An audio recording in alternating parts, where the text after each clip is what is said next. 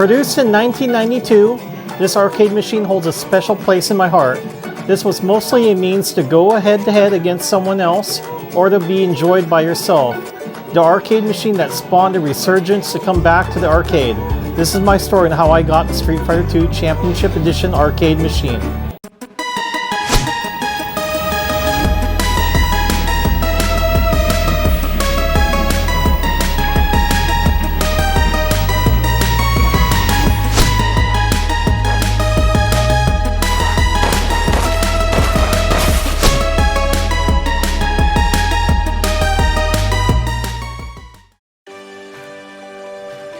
Now, I don't remember when I purchased this machine. I think it was around 2019. Well, anyways, I purchased it originally as a Street Fighter III New Generation arcade machine. It was on Craigslist and I had to go see this machine for myself. I'm showing you pictures of it right now. The owner had it at a Star Wars store in which he showed me the machine. It wasn't in mint condition, is what you need to expect when buying these machines. They got a ton of play in the arcades back in the day. Unfortunately, it didn't power on when he plugged it in at a store. He then told me sorry that it doesn't work and assured me that it was working at home. So something must have happened during the trip to his store, which is possible with these machines. The owner said sorry for the long trip you had to make and I'll have to just bring it back home. I asked if he could lower the price and I would buy it from him since I knew that I wanted it to be my pet project. The owner said yes and lowered the price for me. One of the things to remember when picking up an arcade machine is to always inspect the whole thing. Like opening the back of the cabinet to see if it does not require a lot of work to get it up and running again.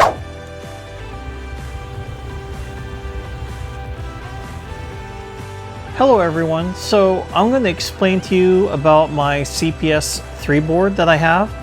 This is the Street Fighter III. So here's the disc. I want to show you this. And I have the CD in here. You need that in order to run the game. And this is your CD drive, your security disc. So same thing, you need this in order to run the game on here. Where you plug it into the JAMA is right here. See that? I'll show you more of the board. So it's enclosed in here. Oh.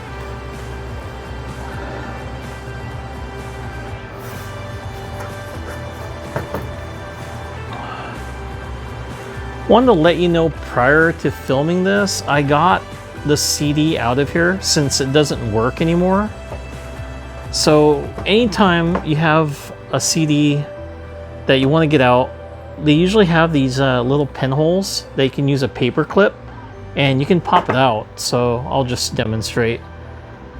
So you just want to put it in here and then kind of push and it'll eject like that. And then you can take the drive out, take the disc, put it back in, and close it back up. So I just want to kind of let you know too, this is February 1997. Very old. But this works, okay? But unfortunately this died. Now the owner originally that I bought this from had it working, but when I went to go see him at his store, it didn't work anymore. So, you know, if I just replace this, I'm pretty sure the machine's gonna work again. But right now, I'm not sure whether or not I want to convert it into a Street Fighter 3 or maybe convert it into a Street Fighter Alpha 2 since I have the CPS2 board in the cabinet already, or just keep it as a Street Fighter Champion Edition. I have more nostalgia for that cabinet than I do the other two, even though Street Fighter Alpha 2 is my favorite Street Fighter. And then second would have to be X-Men versus Street Fighter. Another thing too, on the CPS3 board here, the first game that came out for it was Capcom's 1996 Red Earth. And then another thing too is Street Fighter Third Strike has Chun-Li, where this one just has Ryu and Ken, and then everybody else has been replaced with new characters on here. So, but I'm going to give you a breakdown on the board here. Now, the board has a security cartridge. Now, here's something to remember. If the battery inside dies, then the security cartridge dies. Also, any tampering done to the cartridge will result in the decryption key being erased. The game will not play anymore if this happens. I would suggest getting the board Phoenixed. You will no longer have to rely on the battery. If you have someone in your area that works on arcade machines, then I would see if they can do this for you. You can try and look around the net, but I didn't have any luck finding someone that would Phoenix the board. Now, 2 years ago, I had a seller that would Phoenix your CPS3 board on eBay, and now they are no longer available. You can probably try some arcade forums and see if anybody knows where to get this done also. I have a Street Fighter Alpha 2 in my cabinet. This is a CPS2 board. This board comes in two parts, which are an A and B board. Mine is both for region USA. The Capcom CPS2 B board is the top blue part and the bottom board is A. The B board holds the game and the A board allows you to connect it to the JAMA harness. Now there are different colored boards you can get, but you just can't mix and match, otherwise it won't probably work. I can't play this board due to me wanting to preserve the board. I need to get it Phoenixed as well. I've hooked it up and it works but doesn't save your settings. Also, I'm going to leave it in the Street Fighter Champion Edition cabinet.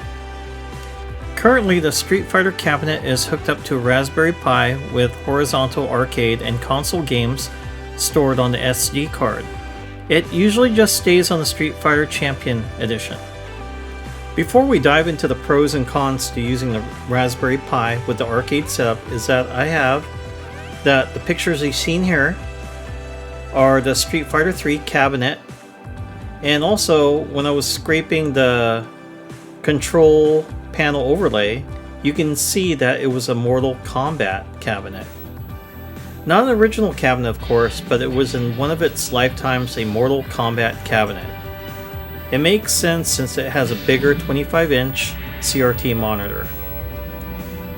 The build project, when I got this arcade machine, I knew that I wanted to replace mostly everything in this cabinet.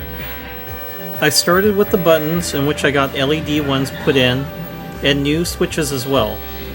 I replaced the joysticks with the IL joysticks instead of HAP. I replaced the arcade switching power supply, replaced the old style bulb in the marquee with an LED bulb, replaced the speaker as well with a new one. I wanted to replace the blue T molding with something more appealing to me, and so I went with a chrome T molding. Replaced the marquee also with this nice Street Fighter Champion Edition one. I got new side art also, and a control panel overlay. Ordered my bezel from Sazebo's Arcades, and I remember having to measure mine since it would have to be custom made. He really did a good job with my machine. I also ordered a red button below so I can have it be set on free play. I originally had it set for quarters, but well, I didn't want to lose my quarters if I had company. I remember having to scrape and dissolve the old control panel overlay with Goo Gone so I can put the Street Fighter 1 on it. It was hard work, but fun also to do since I've got into working on my own machine. YouTube is going to be your best friend when it comes to restoring your arcade machine. I watched John's Arcade and Momort 1, just to name a few. You will also need to become familiar with using a multimeter when it's time to replace your power supply. I remember also deciding to get rid of the LED buttons since I missed the arcade style ones, like the IL concave buttons I ordered from Paradise Arcade Shop. Really a big fan of IL, but nothing wrong with HAP also if that's what you're able to get. I just prefer IL, also called Industrious Lorenzo. So let's talk about the pros and cons to using Raspberry Pi on your arcade machine. The pros. There are a ton of games to play on your arcade machine since you don't have the space to fill up your room with these wonderful machines. Games that I enjoy playing on the Street Fighter machines are Alien vs. Predator, The Punisher, X-Men vs. Street Fighter, Teenage Mutant Ninja Turtles, Shinobi, RoboCop, and Robotron 2084, just to name a few. Another pro to this is it saves your high scores. Anytime I had company, I will usually see if they can beat my score, and if they do, I will try to do better than them. I had a guest beat my Centipede score, in which I kept playing it until I got back to being number 1. Third pro, you can pause your game in case you need to leave the machine. I found this handy if I had to answer the door, take a phone call, or needed a bathroom break.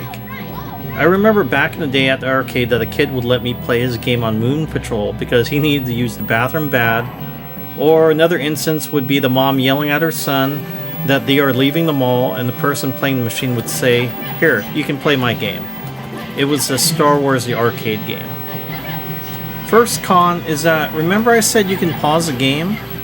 Well, you better check on your machine and see if someone doesn't do this for a long period of time. Otherwise, you can cause burn-in with your CRT monitor. The second con would be sometimes the games you get on your SD card don't fully work on your machine. NBA Jam and Mortal Kombat are examples of this, that the game doesn't work. Here I'm going to show you that R-Type doesn't work either on this.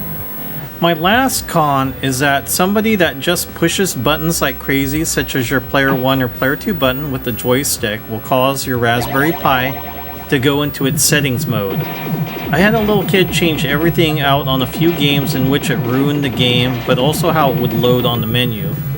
Things weren't working right, in which I had to erase the SD card and redo it again. The Street Fighter machine is usually left off if I have company with younger children. My son knows how to operate the machine, in which I'm not worried about him using it on his own. Just be wary if you use Raspberry Pi that your company knows what to do with getting out of a game and entering credits to play. Conclusion. This arcade machine has been a dream of mine to own. Can't believe I actually made it look like the Street Fighter Champion Edition. I have fond memories of this particular type of machine when my friends and I went to the beach arcade and got to play an older team that was winning on this game. Hughes Ken and I went with Chun-Li and beat him 3 times. I will never forget that feeling of joy of winning the game 3 times.